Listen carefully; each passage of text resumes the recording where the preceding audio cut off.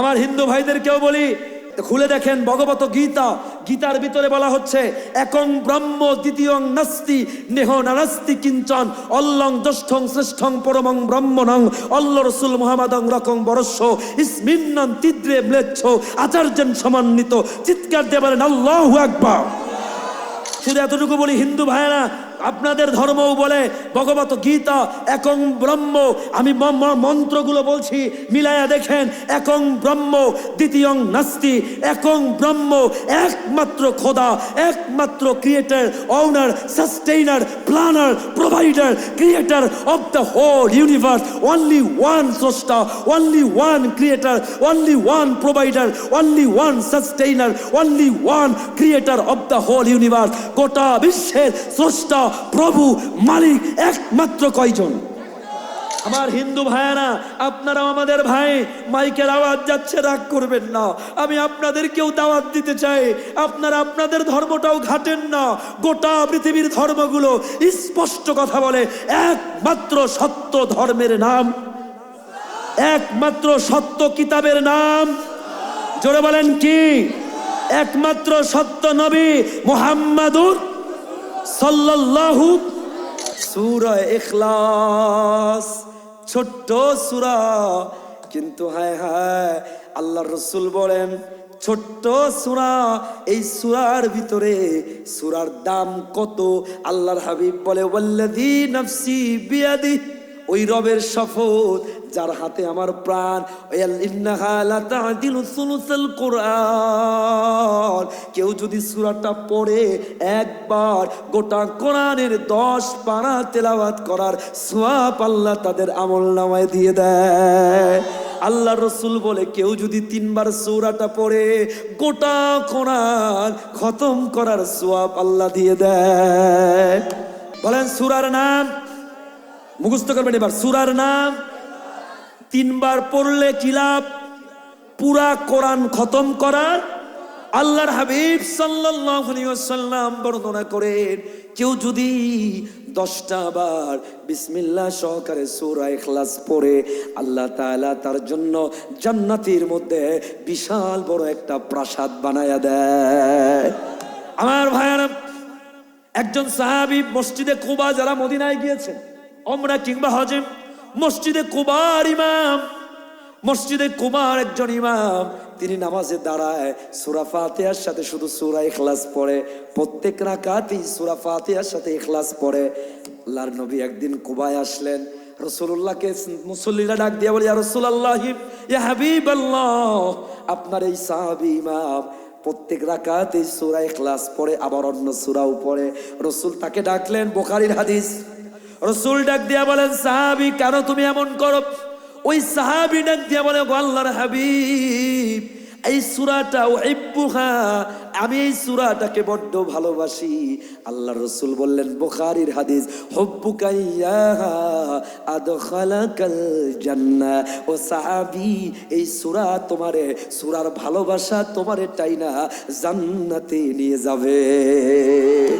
আমার ভাইরা, ছোট্ট একটা সূরা, এত ফজিলত কেন? কারণ হলো এই সূরার ভিতরে পরিচয় এসেছে কার? আওয়াজ দিয়া বলেন কার? মক্কার কাফেরেরা, সূরা নাজিল হয়, এটাকে বলা হয় শানে নুজুল। মক্কার কাফেরেরা আল্লাহর হাবিবের কাছে এসে বলে, ওগো মুহাম্মদ, তোমাদের কাম ওয়ালাদান লিরাব্বিক বিমা খুলিকাল্লাহ। ওগো মুহাম্মদ, আমাদের যে রব লাত, মানাত, উজ্জা, তাদেরকে আমি পাথর দিয়া বানাই, স্বর্ণ দিয়া বানাই। তোমাদের রবকে কি দিয়া বানানো হয়েছে? রবের সন্তান কয়জন? তোমাদের আল্লাহর ছেলে কয়জন? মেয়ে কয়জন? বউ কয়জন? এবার আল্লাহ তাআলা নিজের পরিচয় জিবরাইলকে পাঠায়া যে সূরাটা প্রেরণ করলেন, ওই সূরার নাম হলো সূরাতুল ইখলাস। বলেন তো এই সূরাটা কার পরিচয়? জোরে চিৎকার দিয়া বলেন কার? আল্লাহ তার নবীকে বলে দিলেন, পড়েন আমার সাথে, হে রাসূল বলে দেন, কুল হু আল্লাহু আহাদ আল্লাহুস সামাদ লাম ইয়ালিদ ওয়া লাম ইউলাদ ওয়া লাম ইয়াকুল লাহু কুফুয়ান আহাদ। পড়েন কুল, জোরে বলেন কুল, সবাই মিলে মোহাব্বত নিয়ে কুল। নরমাল কুল কাপ দিয়ে মানে হলো নবী খান, আর কুল আওয়াজ দিয়ে কপ দিয়ে মানে হলো হে রাসূল বলেন। আপনি যদি শুদ্ধ না করেন তাহলে কুল খাওয়ার বলার জায়গায় হবে খান, অর্থ চেঞ্জ হয়ে যাবে, নামাজ নষ্ট হয়ে যাবে। এজন্য শিখবেন, নামাজ হবে না শুধু যদি কুলের জায়গায় কুল পড়েন, খাওয়া হবে অর্থ হবে না। পড়েন একটা সূরা শিখবো, কুল হু আল্লাহু, হু আল্লাহ না, হু আল্লাহু আহাদ। আবার কুল হু আল্লাহু আহাদ। আল্লাহ রাসূল বলেন কুল মানে বলুন, কুল মানে আল্লাহ তাআলা রাসূলকে বললেন, হে রাসূল আপনি বলুন হু আল্লাহু, তিনি আল্লাহ, বলেন তিনি আল্লাহ, আহাদ এক, এক, কোন দ্বিতীয় নাই, বলেন কোন দ্বিতীয়, আহাদ শুধু অর্থ তাফসীরে যেতে না, পড়েন কুল হু আল্লাহু আহাদ। হে রাসূল আপনি বলুন, অর্থ বলেন হে রাসূল আপনি বলুন আল্লাহ এক, একক, আল্লাহ যে এক, সন্দেহ আছে?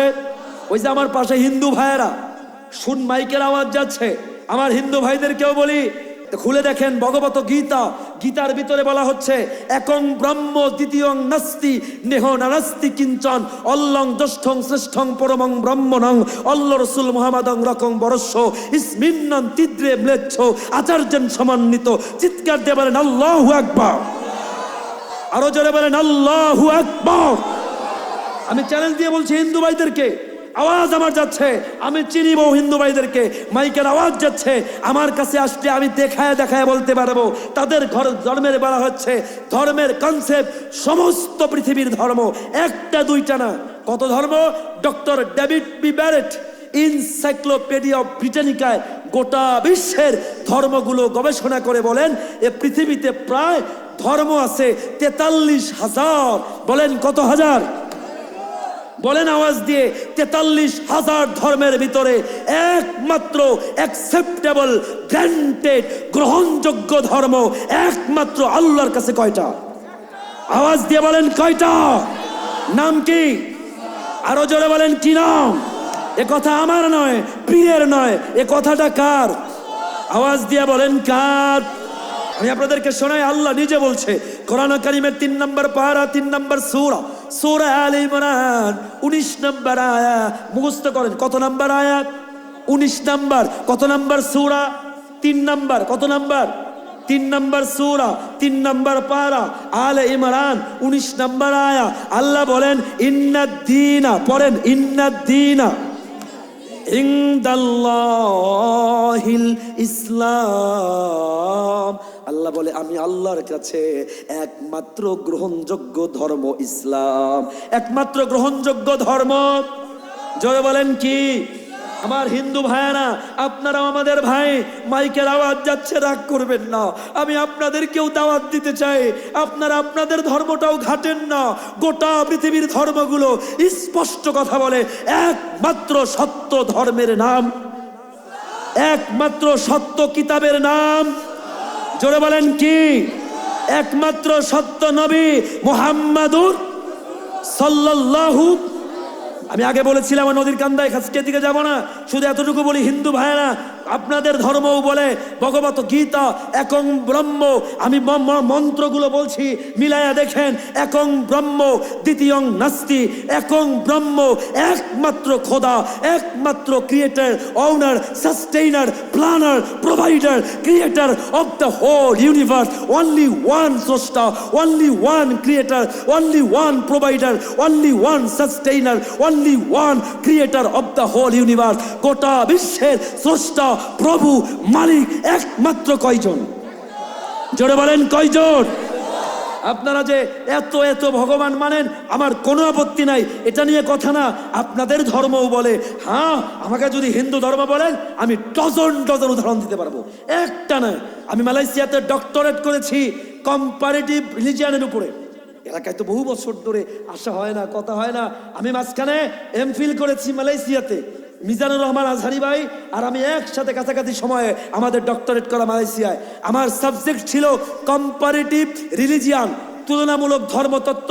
আমি বৌদ্ধ, খ্রিস্টান, ইহুদি, পার্সিয়ান, পৃথিবীর প্রায় 100 ধর্ম দিয়ে রেফারেন্স দিতে পারবো আপনাদেরকে। গোটা পৃথিবীতে একমাত্র সত্য ধর্মের নাম ইসলাম। এটা আমার কথা না, আমি দেখাইতে পারবো। মালয়েশিয়ার ইন্টারন্যাশনাল ওই কনফারেন্সে আমি বলেছিলাম, আগে ওইখানেও বলেছি, একটা আমার সামনে বসা ছিল হিন্দু ভাই, খ্রিস্টান ভাই, বৌদ্ধ ভাই, ইহুদি ভাই। আমি তাদেরকে বলেছিলাম, দেখান না আমাকে, আমি ওদিকে উদাহরণ যাব না, শুধু একটা বলছি আপনাদেরকে। আমার সামনে খ্রিস্টান ছিল হাজার হাজার, বৌদ্ধ ছিল হাজার হাজার। আমি তাদেরকে চ্যালেঞ্জ দিয়ে বলেছিলাম, আপনাদেরকেও বলি, এ পৃথিবীতে প্রায় খ্রিস্টান আছে 400 কোটি। কয়শো কোটি? 400 কোটি। আমি আমার সামনে ওই কনফারেন্সে বলেছিলাম, খ্রিস্টানদেরকে বলেছিলাম, এ খ্রিস্টান ভাইরা, give me one copy of Bible originally, give me one copy of Bible originally. If you can give me, if you can show me one copy of Bible originally, I must surrender here. আমি খ্রিস্টানদেরকে challenge দিয়ে বলেছি, এখনো বলি, গোটা বিশ্বের খ্রিস্টানদের challenge, গোটা পৃথিবীর খ্রিস্টানরা তাদের ধর্মীয় কিতাব বাইবেল, বাইবেলের অরিজিনালটার নাম ইনজিল, নবী ঈসা আলাইহিস সালামের উপর নাজিল হয়েছে। এক কপি বাইবেল গোটা পৃথিবীর খ্রিস্টানরা মিলে অরিজিনাল যদি দিতে পারে, আমি সারেন্ডার হয়ে যাব। কসম আল্লাহর, গোটা পৃথিবীর খ্রিস্টানরা মিলে এক কপি বাইবেল দিতে পারবে? জোরে বলেন, পারবে? আমি হিন্দু ইহুদিদেরকে বলেছিলাম, give me one copy of Talmud originally, if you can give me, if you can show me one copy of Talmud originally, I must surrender here. গোটা বিশ্বের ইহুদিরা মিলে এক কপি যদি দিতে পারো, আমি সারেন্ডার হয়ে যাব। পারে নাই, পারে নাই, পারে নাই। আমি তাদেরকে ডাক দিয়ে বলেছিলাম, come to me, how much copies of the Quran do you want in the whole world? এ পৃথিবীর হিন্দু ভাইয়েরা, খ্রিস্টান ভাইয়েরা, ইহুদি ভাইয়েরা, আমার কাছে আসো। কত কপি কোরআন তোমরা চাও? কত কপি কোরআন তোমরা চাও? Go east to west, north to south, গোটা পৃথিবীর যেই জায়গায় যেই তেমন চায়, পশ্চিম থেকে পূর্ব, উত্তর থেকে দক্ষিণ, যেই জায়গায় যাওয়া, কোটি কোটি কোরআন আমি তোমাদেরকে দিতে পারবো। একটা জবর জের নক্তা পরিবর্তন হওয়া ছাড়া কোটি কোটি কোরআন দিতে পারবো। বোঝা গেল, কোরআনের থেকে সত্য কোনো কিতাব হতে পারে না। শুধু কি তাই? আমি বলেছিলাম, I can come to me, I can give you live Quran, not only printed Quran. শুধু কাগজের কোরআন নয়, আমি তোমাদেরকে জীবন্ত কোরআন দিতে পারবো। গোটা বিশ্বের ভিতরে লক্ষ লক্ষ কোটি কোটি জীবন্ত কোরআন আছে। যারা খায়, হাঁটে, ঘুমায়, যাদের সিনার ভিতরে 8 বছরের বাচ্চা, 10 বছরের বাচ্চা, 12 বছরের বাচ্চা, যাদের সিনার ভিতরে আমার রব, আমার মালিক গোটা 30 পারা 6236টা আয়াত যাদের সিনার ভিতরে ঢুকাইয়া দিয়েছে। এর থেকে বড় মিরাকেল, এর থেকে বড় মুজিজা পৃথিবীতে আর হতে পারে না। কথা বলে না, ঠিক কিনা? অনেক সময় হুজুরদেরকে মাদ্রাসায় যারা পড়ে, এই যে যান রান্দুরিবাড়ি মাদ্রাসায়, আওয়াজ হয়তো মাদ্রাসায় যাচ্ছে, যা দেখেন রান্দুরিবাড়ি হেফজখানায় শত শত ছাত্র, 10 বছর 12 বছর, যাদের সিনারের ভিতরে 30 পারা কোরআন আল্লাহ হেফাজত করে দিয়েছে। গোটা পৃথিবীতে একজন বাইবেলের হাফেজ দেখান, গীতার হাফেজ দেখান, হিন্দু ধর্মের রামায়ণ, অথর্ববেদ, গীতা, কল্কি পুরাণ, জিন্দাবিস্তা, ত্রিপিটক, যা বলেন, একজন হাফেজ আমাকে দেন। গোটা বিশ্বে মিলে গীতার একজন হাফেজ দেন, ত্রিপিটকের একজন হাফেজ দেন, রামায়ণের একজন হাফেজ দেন, বাইবেলের একজন হাফেজ দেন। Nobody give me, nobody show me one copy of their books, but I can give.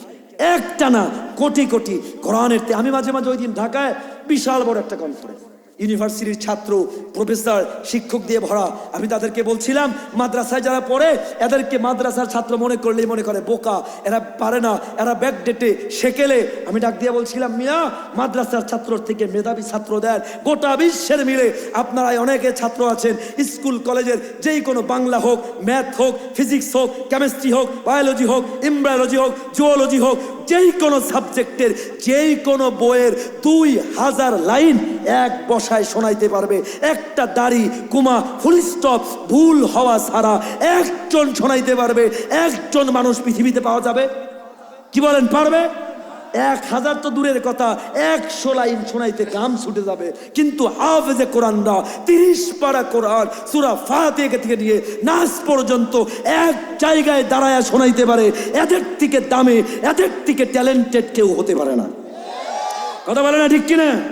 কপাল পোড়া আমাদের দেশের কপাল পোড়া। এদেশের মানুষ উলামা ইকরামকে, হাফেজদেরকে মূল্যায়ন করা হয় না।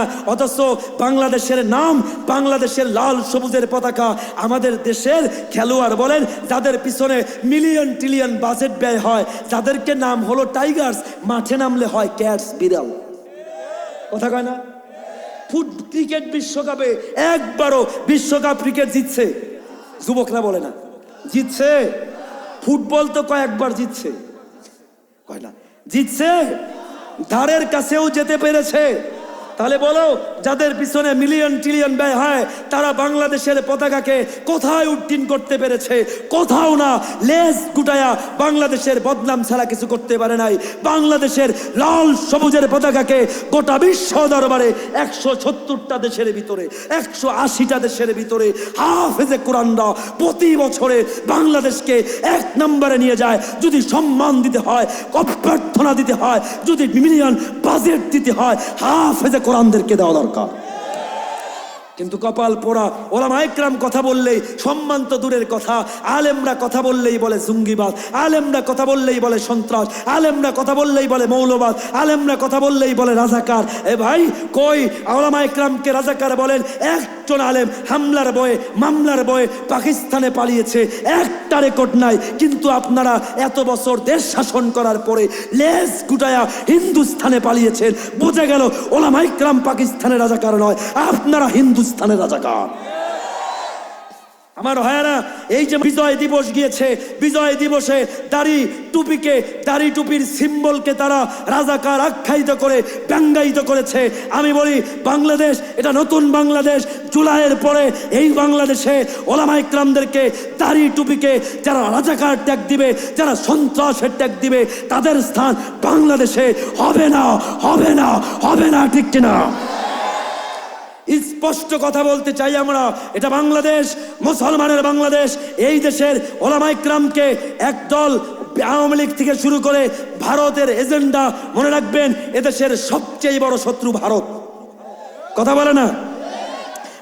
ভাইরা, স্পষ্ট করে একটি কথা আপনাদেরকে বলি, যারা ওলামা ইকরামকে, দাড়ি টুপিকে ব্যঙ্গায়িত করতে চায়, রাজাকারের সাথে আখ্যায়িত করতে চায়, পাকিস্তানে যখন যুদ্ধ হয়, ইতিহাস থেকে আমরা যেটা পাই, পাকিস্তানের একটা নির্দিষ্ট বাহিনীর নাম ছিল রাজাকার। কোন ওলামা ইকরাম দাড়ি টুপি রাজাকার ছিল না।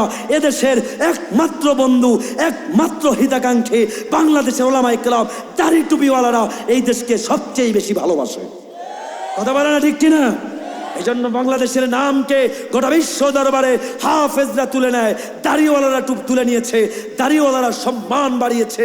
যদি কোনো কালো শত্রু কিংবা কোনো ইন্ডিয়ার চক্রান্ত বাংলাদেশে ওলামা ইকরামকে, ইসলামকে কলুষিত করতে চায়, একটা আমরা ওপেন ঘোষণা দিতে চাই, ইন্ডিয়া মনে রেখো, এটা নতুন বাংলাদেশ। এই দেশে তোমাদের কোনো শত্রু চলবে না। এই যে বাংলাদেশের দিকে রক্তচক্ষু যদি দাও, ওই চক্ষু উপড়ে ফেলা হবে। কথা বলো যুবকেরা, ঠিক কিনা? এ বাংলাদেশ হেফাজতের জন্য আমার যুবকেরা, মাইচাইলের তরুণেরা, ভাইয়েরা, কোরআন, ওলামা ইকরাম এবং ইসলামের শত্রুতা, ইসলামের শত্রুদেরকে হেফাজতের জন্য যদি রাস্তায় নামতে হয়, জীবন দিতে হয়, রাজি আছেন ভাইয়েরা?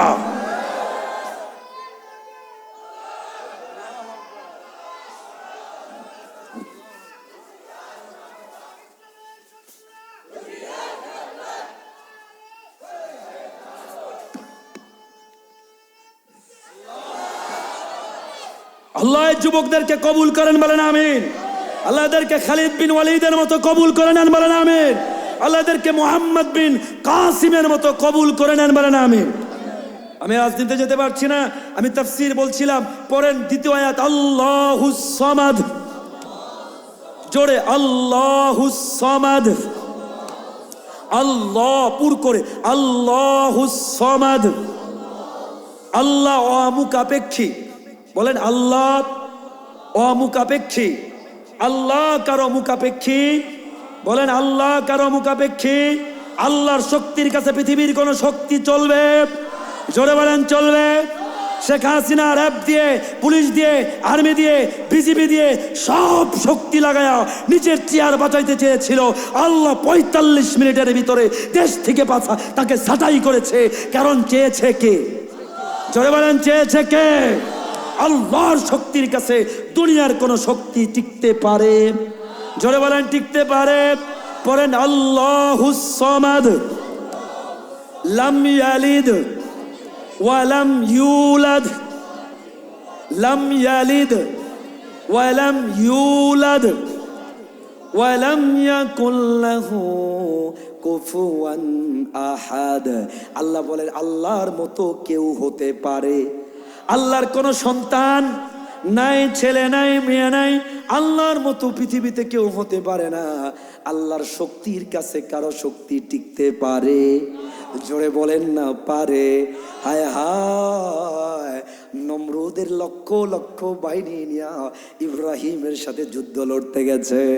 আল্লাহ রাব্বুল আলামিন দেখায় দেয়, এ ভাই, আল্লাহর সাথে পাঞ্জা, আল্লাহর সাথে যুদ্ধ করতে যাওয়া যাবে না। আল্লাহ তা নমরুদ আল্লাহরে হত্যা করার জন্য আকাশে তীর মারে, আল্লাহ তীরের মাথায় রক্ত দিয়ে দেয়, বোঝায় আল্লাহ যেন মরে গেছে। এবার আল্লাহ তাআলা নমরুদের লক্ষ লক্ষ সৈন্য হত্যা করার জন্য ইব্রাহিম আলাইহিস সালাম একা, কেউ নাই সাথে। ইব্রাহিম, নমরুদ ডাক দিয়ে বলে, ইব্রাহিম তোমার সৈন্য কোথায়? ইব্রাহিম বলে, আমার সৈন্য আমি নই, আমার সৈন্য আল্লাহর। হঠাৎ দেখা গেল আকাশটা মেঘাচ্ছন্ন হয়ে গেছে, কালো কালো দেখা যায়। ওই মেঘের কালোর ভিতরে হাজার হাজার ছোট্ট ছোট্ট মশা আল্লাহ সৈন্য বানায়া নমরুদের বাহিনীর উপর হামলা করলো। তাফসীর বর্ণনা করে, এক একটা মশা এক একটা সৈন্যকে কামড় দেয়, কামড় দেওয়ার সাথে সাথে আল্লাহ তাআলার ওই সৈন্য মশা কামড় দিতে দেরি হয়, তছনছ হয়ে নমরুদের সৈন্য শেষ হতে দেরি হয় না। এ ভাইরা, এবার আল্লাহ রাব্বুল আলামিন সবচেয়ে পাওয়ারফুল, গোটা পৃথিবীর বাদশা, গোটা পৃথিবীর বাদশা নমরুদ, নমরুদকে হত্যা করার জন্য আল্লাহ একটা ন্যাংরা মশা ঢুকায়া দিয়েছে। ন্যাংরা মশা নাক দিয়ে ঢুকিয়েছে, মাথার ভিতরে গিয়া বন বন করে, মরে না। আল্লাহ দেখাইতে চায় মরে না, মরে না, কিন্তু মাথার ভিতরে শান্তি লাগে না। নমরুদের সৈন্যকে বলে একটু টিপে শান্তি হয় না। এবার বলে জুতা দিয়ে মারো, মারতে মারতে মারতে বলে আরো জোরে মারো, আরো জোরে মারো।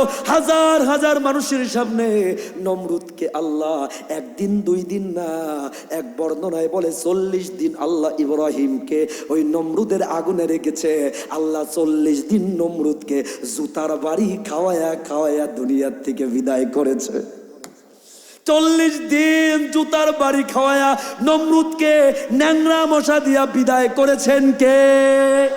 আরো জোরে বলেন কে?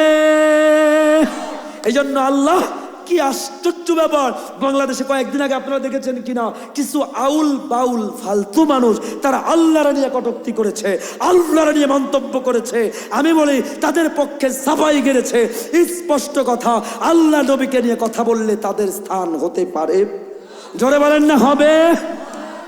আমি আবার তাহলে সূরাটির নাম সূরায়ে, বলেন বলেন, ভুলে গেলে হবে না। সূরার নাম ইখলাস। সূরাটি 3 বার পড়লে সওয়াব, পুরো কোরআন পড়ার 10 বার পড়লে গোটা জান্নাতে আল্লাহ একটা প্রাসাদ বানায়া দিবে। হায় হায়, এই সূরার এত দাম কেন? কারণ হলো এই সূরাটিতে কার বর্ণনা এসেছে? জোরে বলেন কার? আপনাদের মনে প্রশ্ন হতে পারে, এত মহান আল্লাহ, আকাশ জমিনের মালিক আল্লাহ, এত মহান আল্লাহর বর্ণনা এত ছোট্ট সূরার ভিতরে কেন? এত মহান আল্লাহ ভাই, আমাদের সবার স্রষ্টা কে? জোরে বলেন না কে? ওই আল্লাহ বাবার নাম, বাবার পরিচয় সন্তানের যদি মুখস্থ না থাকে, ওই সন্তান আদর্শ হতে পারে? আমার ভাইয়েরা, আল্লাহর পরিচয় আল্লাহ যদি সূরা বাকারার মতো, আলে ইমরানের মতো বিশাল বড় বড় সূরার ভিতরে দিতেন, যারা আলেম না, হাফেজ না, তাদের এত বড় সূরা মুখস্থ রাখা সম্ভব হতো। কিন্তু আল্লাহ তাআলা ছোট্ট সূরার ভিতরে আল্লাহর পরিচয় দিয়ে দিলেন, যেন মূর্খ হোক, কৃষক হোক, শ্রমিক হোক, শিক্ষিত হোক, অশিক্ষিত হোক, নারী হোক, বয়স্ক হোক, সবাই যেন আল্লাহর পরিচয়টা মুখস্থ রাখতে পারে। এই জন্য আল্লাহ বড় সূরার ভিতরে না দিয়া ছোট্ট সূরার ভিতরে আল্লাহর পরিচয় দিয়ে দিলেন। কিন্তু ছোট সূরা হলেও আল্লাহ এত ফজিলত দিয়া দিলেন যে সূরাটা 3 বার পড়বে গোটা কোরআন খতমের সওয়াব আল্লাহ দিয়ে দিবে।